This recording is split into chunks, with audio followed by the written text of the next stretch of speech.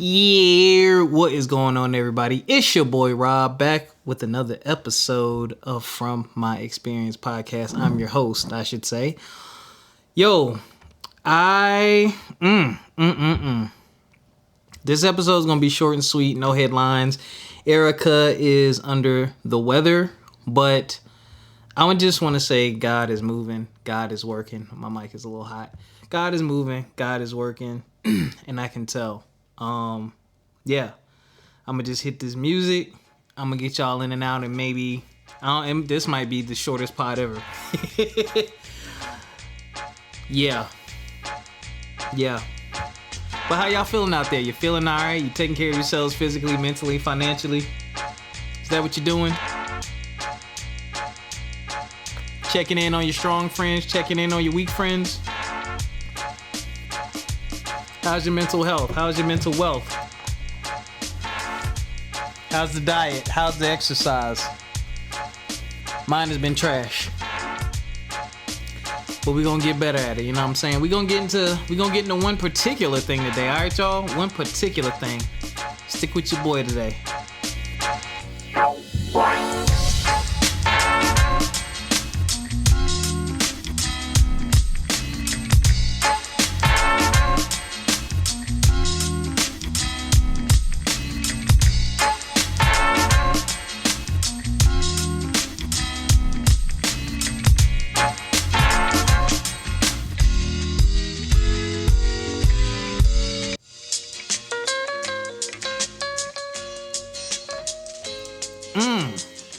God is moving. God is moving. I'm gonna hit the round of applause early. We have reached over 5,000 downloads on our new platform. Woo-hoo.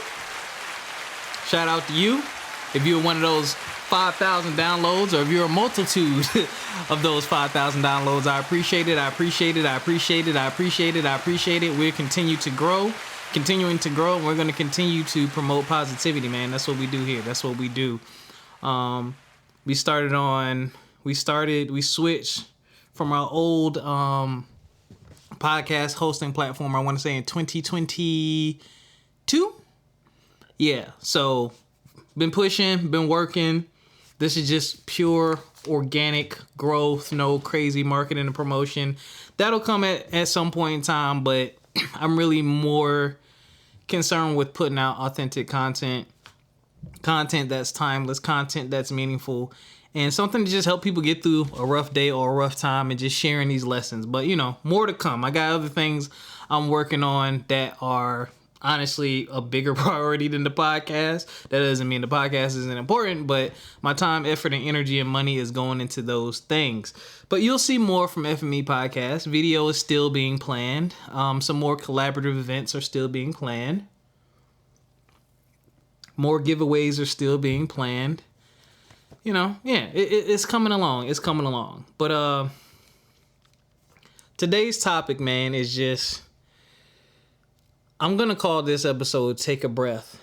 Now, sometimes you do need to take a breath. This episode is heavily focused towards black men. Women, you go through too. You have your trials and tribulations too. But I want to give some special attention to the black men. And I say God is moving because we didn't record last week. And and for the positive vibe, I had a message talking about, which I'll play, called Tables Do Turn, right? Then this week we were supposed to have a special guest. She ended up getting sick, unfortunately. We hope to have her back soon for her interview. And me and Erica already had a topic from last week that we wanted to talk about, which is basically judgment. And this week's positive vibe was about embracing change. So tables do turn, judgment, and embracing change. I know that we all out there have been through those types of things and have had to deal with change and tables turning. The day you never thought it would be you, but it ended up being you. Or things changing rapidly, or things changing suddenly, and you having to choose between that change or sticking to your old path.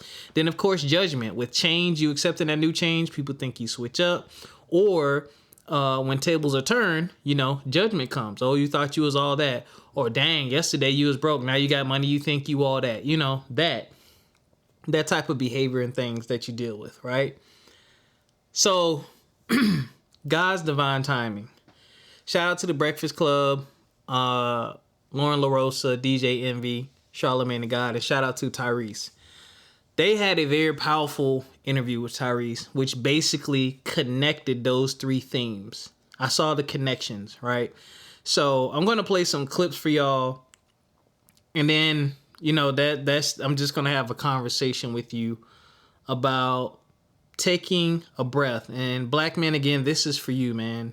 If you feel neglected, you feel like nobody cares about you, you busting your ass and you're actually doing the right things, you are taking a step forward, you are putting in the effort and it goes unappreciated, this is for you. And if you're one of those people who have a black man in your life, whether you're male, female, whatever you identify as, you have a husband, boyfriend, son, coach, mentor, teacher, I want you to listen to this very carefully, because these are things that we go through, but we don't get the same sympathy and empathy that women do.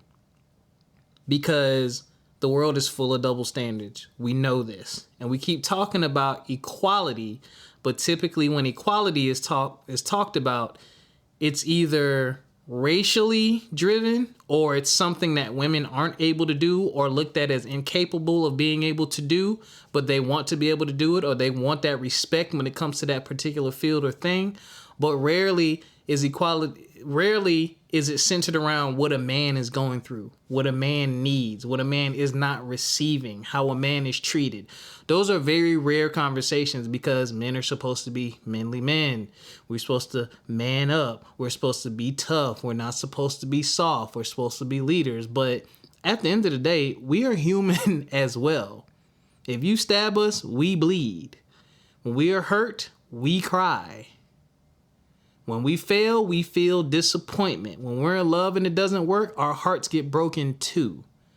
But the world has not created a safe space for us to express that or to show that. Because you get called names, you get made fun of simply for being human. Simply for being human. So the first thing I'm going to do, I'm going to play my positive vibe from last week, talking about tables turning. If I can find it, yep. Your positive vibe. This has happened to probably everyone who's watched this video. Be very careful about what you say and do, how you behave, how you treat people, and most importantly, how you judge someone else's situation, especially if you're talking behind their back or speaking down on them, because it could easily be you. And there's no such thing as that could never happen to me, because it can. You really need to consider that. There's just a lot of ugliness and nastiness in the world. We all see it on social media, which is why I do cleanses and unfollow certain content and don't engage and stuff like that, because it's out there. But you don't have to become a part of it, and you don't have to let that become a part of you. I think sometimes people forget that, yeah, it's social media, but before you know it, you're talking just like the blogs and just like these nasty people, and you're looking down on actual people and talking about their situation when your stuff might not even be all the way together. So be very, very, very careful, because that can end up being you. All right, so that was my message last week. The reason I say this ties into that Tyrese interview, and I'm going to play the other one in a second, about embracing change, is because he went through a period where he was taking medication, and if you're on social media, he was having breakdowns on social media, and basically the medication literally had him out of his mind. He was not consciously, according to what he's saying, I'm not calling him a liar, I'm just telling you what he said out of his own mouth. For more context, you can listen to his other Breakfast Club interview. But he was out of his mind. He was doing very irrational things. He hurt a lot of people, called a lot of people and just said things, and it was bad. And we saw him have a psychotic breakdown right in front of our eyes on social media. A lot of people were teasing and talking about him, and I don't know how many people checked on him to see what was going on, but it didn't seem like very many. So I saw that, and I was just like, I don't remember what I thought at the time. Maybe I did an episode about it. I don't know.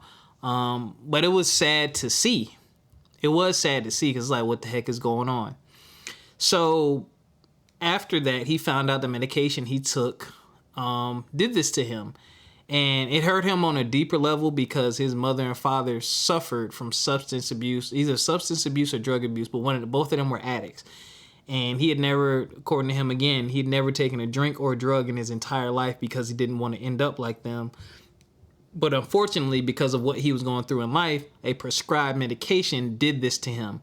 And he saw himself, he ended up watching back and seeing himself as something he never wanted to be. And then he went back and tried to repair relationships. Some he was able to repair, some he wasn't, because, you know, some people just seem to think or believe that maybe you weren't out of your mind and that's how you were really feeling, so it is what it is. That's a lot to go through, especially when you're a public figure. You as a public figure, a singer, an actor, you need your relationships.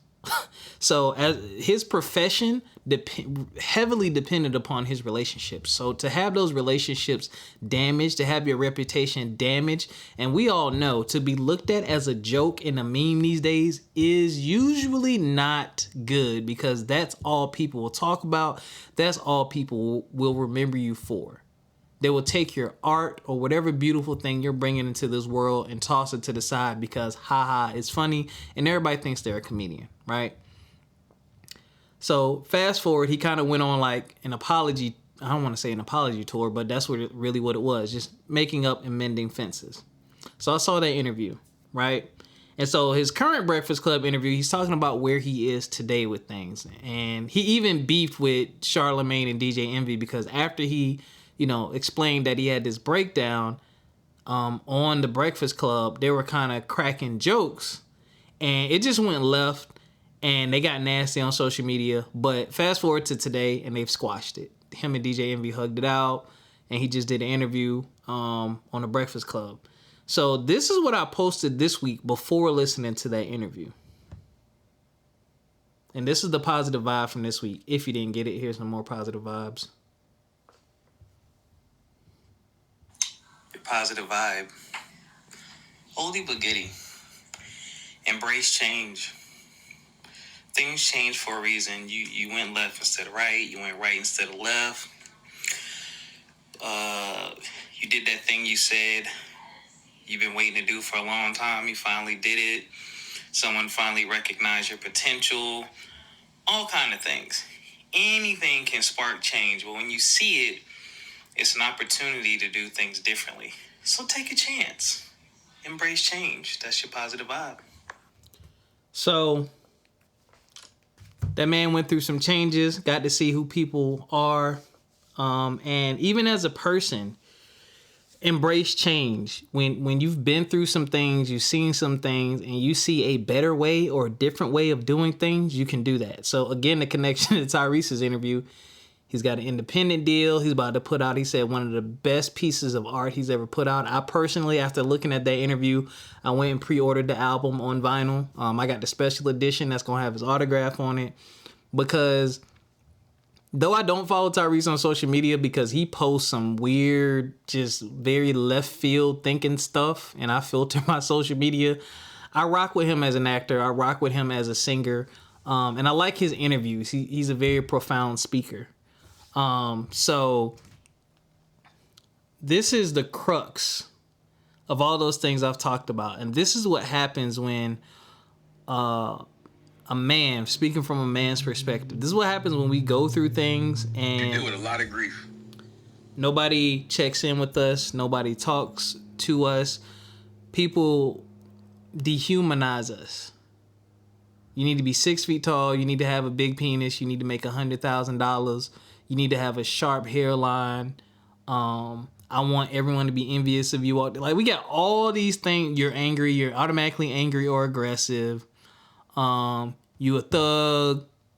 you're an underachiever. Like, we have all of these negative stereotypes about us and all these negative things that are used not only by people from other communities, but people within our own communities, our own women use against us to make us feel like we're not good enough or that we're not enough. And to be 1,000% honest, I'm lucky, and this is probably because I ain't gonna say lucky, I'm blessed. This is probably because most of my friends are women.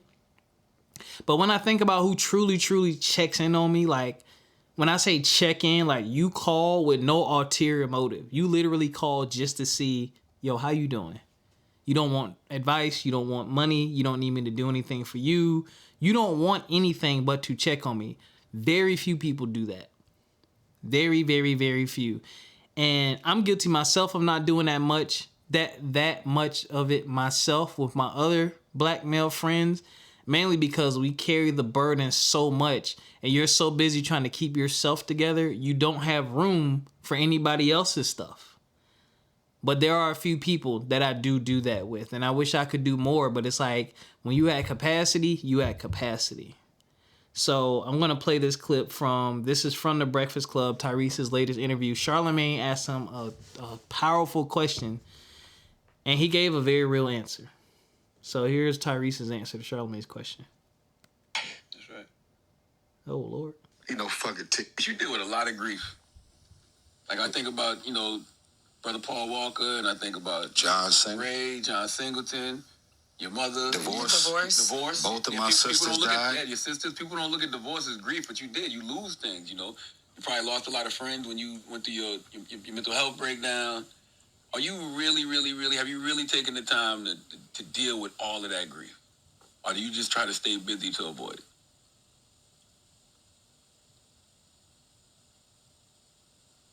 I'm doing the best I can with every 24 hours I get.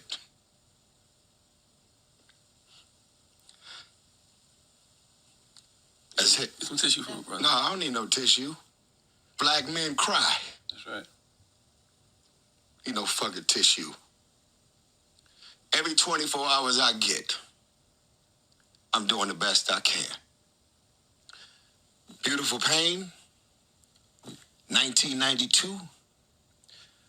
There is no square footage I could ever live in. There is no rims, no jewelry, and no car. There is no net worth. There is no press release. There is no co-star. There is no collaboration in the world that could ever replace my mama. That could ever fill the void of what it's like to wake up and get married and want to be in something for the rest of your life. And it goes away. You're making me cry. Get Tyrese some tissue. I don't need no tissue. Man, you're U.S., man. Yeah. Oh, man. I love you. You've been holding this in the whole interview. You understand how much power it is in letting it go? Yeah, because you've been holding it the whole interview. I've been watching you. You asked me the question. I did, but I'm giving you. You should have never asked the question. I love you, if you didn't want to see. I love you, brother. I love you. How hard it's been to get through. I love you. He's hugging him right now. Okay, do you not cry? Absolutely. You might not bring it to the radio. Absolutely. But this is what being grown is. Brother. I'm not doing this.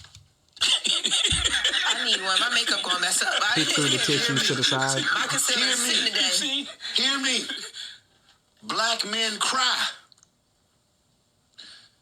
When divorces happen, women aren't the only one that are devastated. When a miscarriage happens, women are not the only one that you should be checking on. When you can't put food on the table because your career goes up and then it goes down, stop calling, skipping over the man, and just checking on the woman. You deal with a lot of... All right, so... Whew, yeah, that really hit home. And it really made me reflect and think about me and my homeboys and what we go through and what we talk about. And some single, some in relationships, some may be married.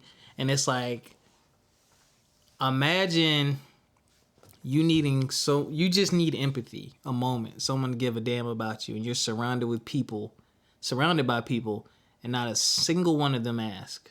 The people you do the most for, the people you provide for, the people you work for, the people who motivate you to get up every single day and do what it is what you do, like it or not, just to put one foot in front of the other. And those people don't even have the common decency to say, hey, how are you actually doing? I appreciate you. I love you. I know you're going through a lot. I'm here if you want to talk. Let me give you a hug. Imagine that. Black men don't have to imagine that because that's what we live through. I live through it. I'm living through it. Again, I do have some friends who check in like that, and this is not a knock against any of my other friends because we all the same age, we all grown, and we all going through something. Boy, I done had, over the last couple months, I done had quite a few friends cry, just crying on the phone because of what they going through. You know what I'm saying? And I wish I could just hug them and see them and be there for them. But life really be kicking our ass. And it's crazy to me that when you express yourself as a black man, when you express those feelings like Tyrese just did, your frustration, the sadness, the hurt, you be all right. Yeah, man, just dust that off. Or even worse, they laugh. You're being dramatic. All these things. But those same people who say that, them same people who say that and treat you that way, when you're gone, whether you die, whether you move on, and you take your presence along with the work and effort that you put in with you, that absence is crushing to them. You've heard the saying, you don't realize what you got until it's gone.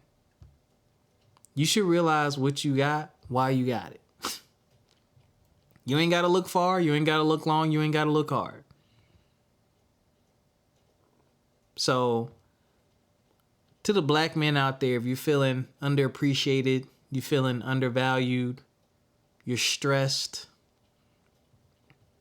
shoot, if you need some advice, you got some situations going on, you can hit us up, rob@fmepodcast.com, admin@fmepodcast.com. We'll respond on the show. Might even respond via email. But I want y'all to know, man, I love y'all.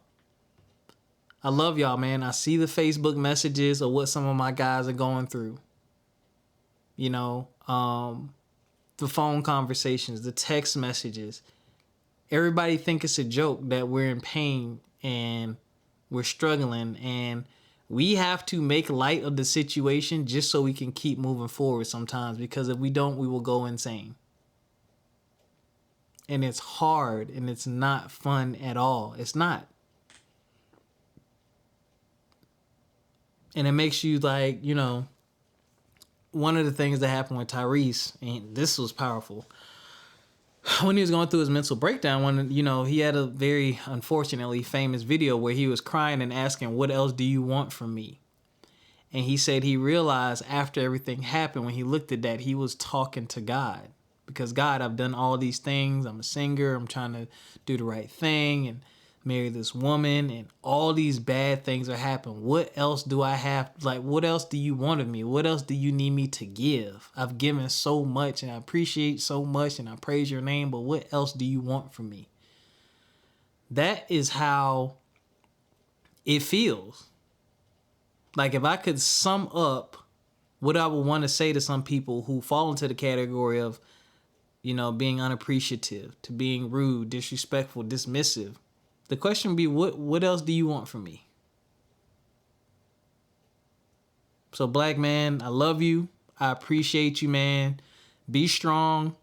If you need to talk, man, hit up your homie and just say, man, I just need to talk, man. I just need to vent. When my homies do that, I drop the phone or I drop whatever I'm doing. All right, what's up? And more importantly, sometimes you just shut the hell up and listen. Like, I think people highly undervalue the benefit of having someone to actually listen to you. And again, genuinely listening. Not setting you up, not lining you up to use it later, not lining you up to take advantage of your emotional state, not lining you up to ask you for a favor later, not lining you up to manipulate you, but being on a phone quiet and just listening and empathizing. Or being there face to face and listening and empathizing. And again, And I'm not trying to be rude or mean. I'm talking about the people who are doing the right thing. The brothers who are out here working hard every day. The brother who may be walking to work or riding his bike to work, picking up trash. Or even the brother with the 9-to-5 with the college degree going in every day. You know what I'm saying? Paying bills. Taking care of his friends. Taking care of his family. Having unexpected emergencies but nobody to back him up. Or somebody saying something about him. Or him reliving a piece of his childhood or some past trauma and wanting to address it because it still hurts to this day. And now it's showing up in his relationships. His friendships. His work relationships. His own habits. His own personality. And he's done the work and now he sees, this is where I got this from. This is a problem for me. But I can't get it off my chest because I don't want to hurt this person's feelings. That and they probably won't care anyway. You still mad over that? That was so long ago. Was it really that bad? These are things people say to you about your trauma that they may have caused. Or by trauma, even if they didn't cause the trauma. Things that you're trying to express that you went through something. I'm going through something. This is hurting. But they don't want to give you any empathy. But boy, let something happen to them. You better have gallons of empathy for them. So black man, if nobody has told you recently or lately, man, I love you. I appreciate you. I promise you things will get better. And I'm going to say this because this is something that I've done and I'm going to continue to do. And it's breaking generational curses. And it's part of just shifting the life that I want to have for myself. Really take heed and take seriously the phrase, if you're not for me, then you got to go. We talk about that, right? And part of being for me means I'm going to express myself emotionally. If you ain't with that, if you don't respect that, I will deal with you on the surface level. Because I'm a whole person. I'm not just a provider. I'm not just a podcaster. I'm not just a gamer. I'm not just an instructional designer. I'm not just a noob. I'm not just, a Claflinite. I'm not just a black man. I'm not just a Wilson. I'm a multitude of things. So you got to accept all of it. Let me take that back. You ain't got to accept all of it, but you're going to respect and acknowledge all of it. That much. Because if you don't have respect for me and you can't acknowledge all of me, then our relationship is going to be what it's going to be. You cannot have a deep, fulfilling, meaningful relationship. And I'm talking any relationship. Brother, sister, uncle, auntie, cousin, mom, dad, romantic relationship. You cannot have a deep and fulfilling relationship with someone if they cannot be themselves. They faking it until they make it. And when they can't fake it no more, that's when you get the results. Which are typically breakup, divorce, not talking to you no more, blow ups, all that good stuff. Not good stuff, but you know what I mean. So I would encourage you, brothers, go look at the Tyrese interviews on the Breakfast Club. Go look at the old one. Go look at the new one. Get in tune with how you're feeling and how you're thinking. And find people who give a damn about you. Because, quite honestly, the people who don't, they just fill in the space. They're just another number in your phone. They're just another profile on social media that you can key with. Or you can have basic level of human contact with and basic level conversations with just to say that you're not alone. But to be honest, you probably would be better off alone because you're creating room for the people that you truly want in your space.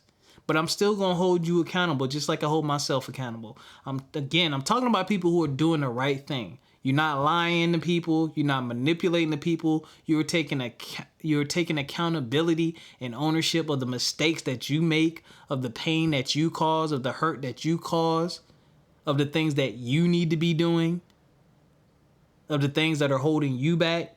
See, it has to be a two-way street. You can't just be the victim. I'm talking about people who are doing what they're supposed to do and actually putting in real effort. But if you know you slacking, bro, you know you slacking. Now, I'm not saying that takes away your right to express yourself as a man and to express your feelings, but understand why you may also be part of the cause of why you can't open up to people, why people don't take you seriously. So we play a part too. So it's a two-way street. I guess I don't need to play a message for black men today because this was for black men. But again, I love y'all, man. I'm going to go ahead and roll up out of here. And that's another episode of From My Experience podcast, man. That's just been, I just found that real interesting that how we didn't record, gave a positive vibe, gave another positive vibe, then heard that interview and thought about the topic I had for last week and how all of it just tied in together, man. But, you know, black men, ladies, if you're out there listening, or anyone that has a black man in their life, yo, we be tired, yo. It's hard out here. Sometimes we would love to have a day off. We would love to have some time off. We would love to have space just to be. Just to be. Just let a man be sometimes. Even that. Even if you don't have the capability and ability to empathize, sympathize, or listen. Give us peace. You'll see that on social media all the time. Men value peace. You know why we value peace? Because we're not being bothered. Someone's not asking anything of us. The world is not asking and demanding anything of us. There is no pressure. There is no expectation we have to live up to. We simply just get to be. That is peace. Until next time, take care of yourselves physically, mentally, and financially. We'll catch y'all. Peace.